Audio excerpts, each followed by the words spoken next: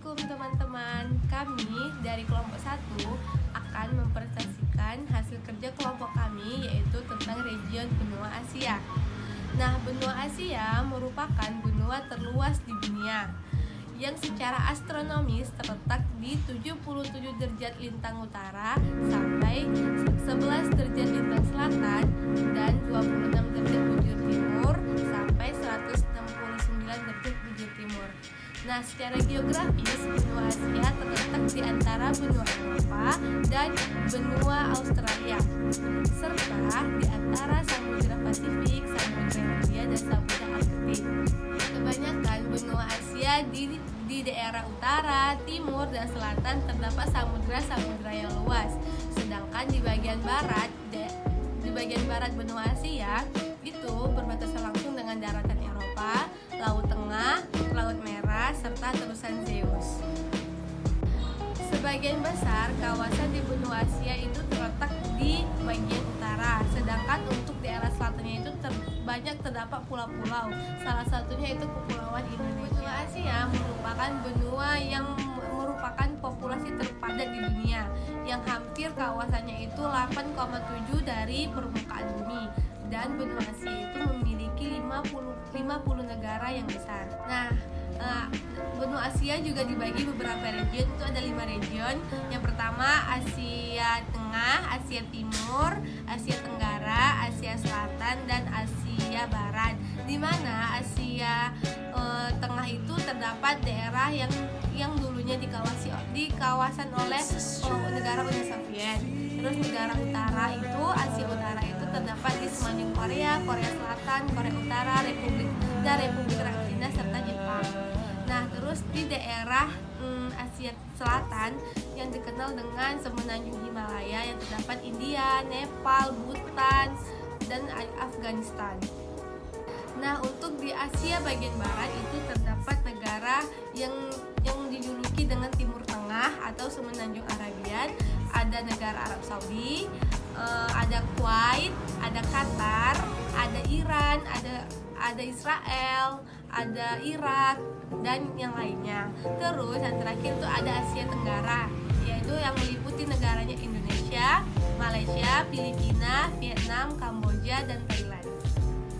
Nah, untuk iklim di benua Asia, yaitu hampir semua iklim yang ada di dunia dimiliki juga di benua Asia, yaitu ada 8 iklim di benua Asia. Yang pertama yaitu iklim tropis, di mana curah hujan tinggi dan saat musim panas hujan tinggi.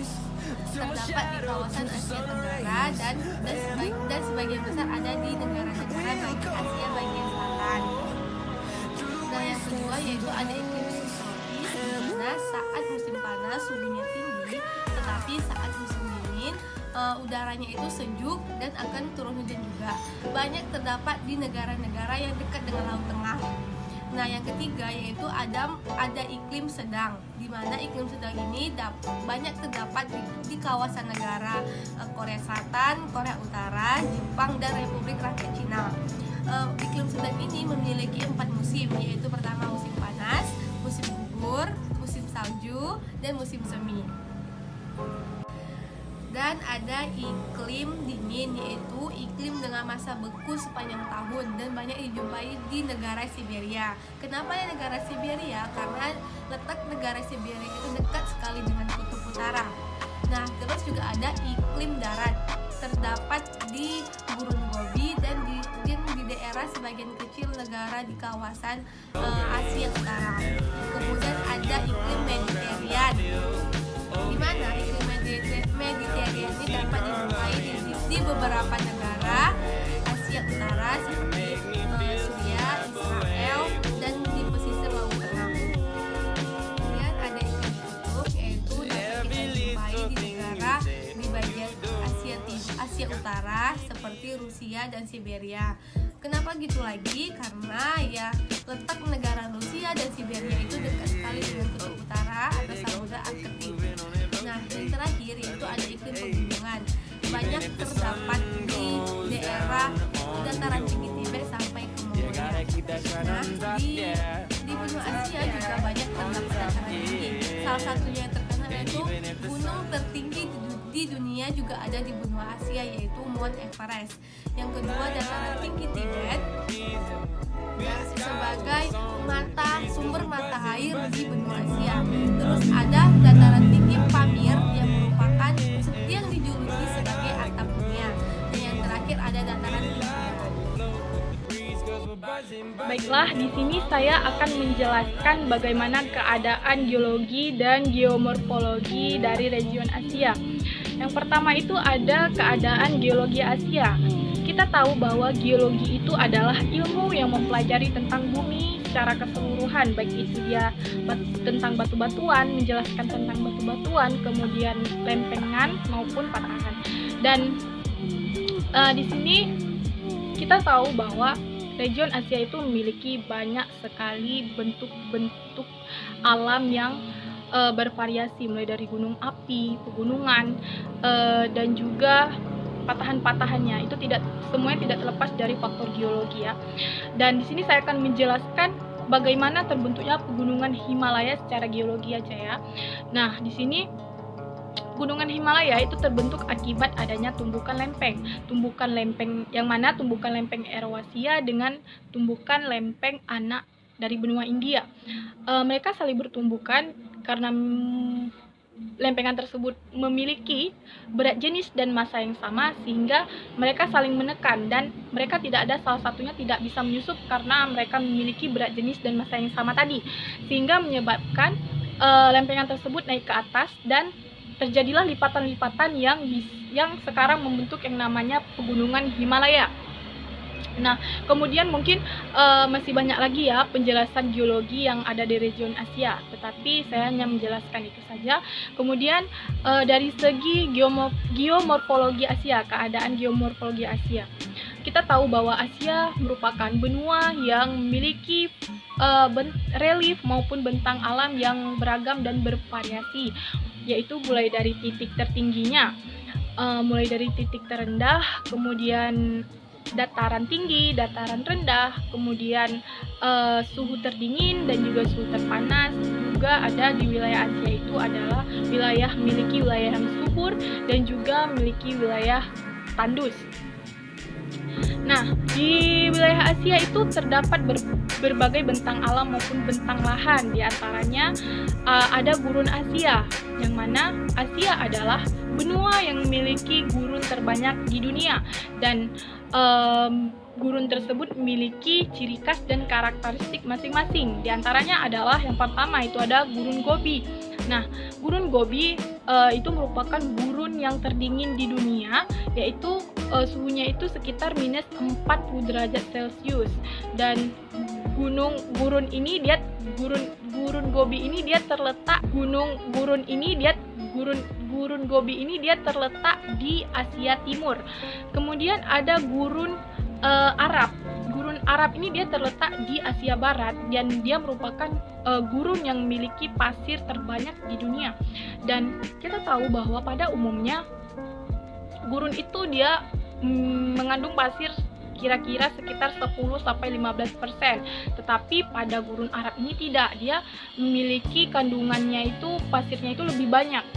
Dan kemudian ada yang namanya juga bentang lahan gunung dan pegunungan, yang kita tahu bahwa di Asia itu dia memiliki jalur pegunungan atau jalur gunung api, yang mana jalur pegunungannya itu ada yang namanya jalur pegunungan Himalaya.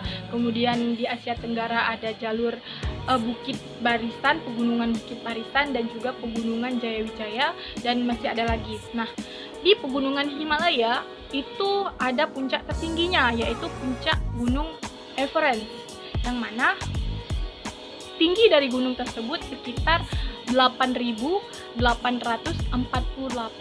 mdpl kalau tidak salah saya, dan setiap tahunnya gunung tersebut tumbuh sekitar 3 cm per tahun. Kemudian di Asia itu juga ada yang namanya dataran rendah dan dataran tinggi. Dataran tinggi itu terletak di pegunungan Tibet, yaitu di barat daya dari Cina. Kemudian ada dataran rendah itu berada di wilayah-wilayah yang dialiri oleh air sungai seperti Pakistan, kemudian India, Asia Tenggara, dan karena dia dataran rendah, otomatis wilayah tersebut dialiri oleh aliran air sungai seperti aliran air sungai Indus, kemudian aliran Warahmatullahi wabarakatuh.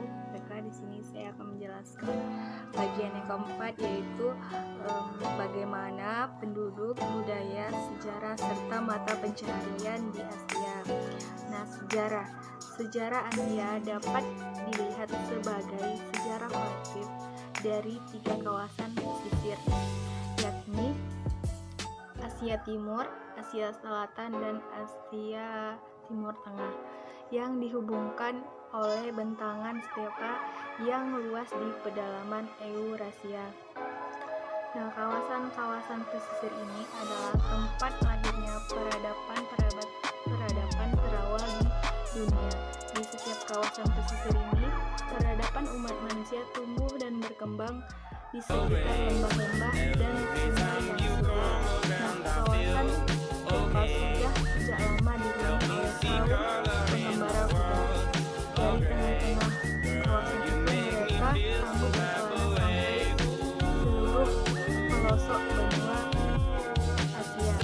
Nah, yang kedua itu ada penduduk Asia berjumlah 383 miliar jiwa atau sekitar 61% dari jumlah penduduk di dunia, sehingga merupakan benua dengan tingkat kepadatan paling tinggi.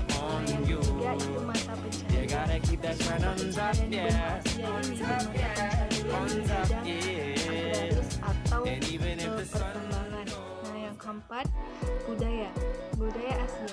Budaya di benua Asia terdiri atas berbagai tipe ras yang telah bercampur baur sehingga mengalami asimilasi satu sama lain, seperti Asia Timur dan Asia Tenggara.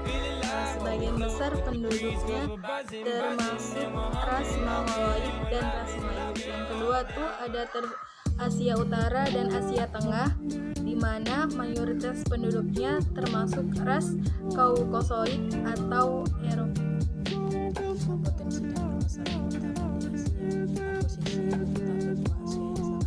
Posisi ibu kota benua Asia yang sangat strategis di sebelah utara berbatasan langsung dengan Samudra Air, benua Eropa dan Samudra Pasifik, sedangkan di sebelah selatan berbatasan langsung dengan Australia dan Samudra Hindia, dan dapat menguntungkan bagi negara-negara yang berada di Asia, benua Asia sebagai interaksi perdagangan internasional.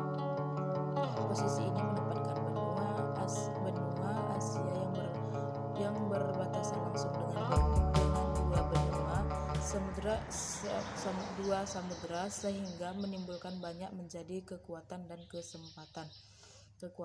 kesempatan itu bisa diperoleh jika negara-negara yang sebagian besar merupakan negara yang subur dan kaya yang diolah dengan baik, dengan kemampuan menggali dan memanfaatkan potensi kekayaan alam yang ada, akan banyak memiliki pilihan produk untuk dikembangkan sebagai komoditi perdagangan, baik untuk pasar lokal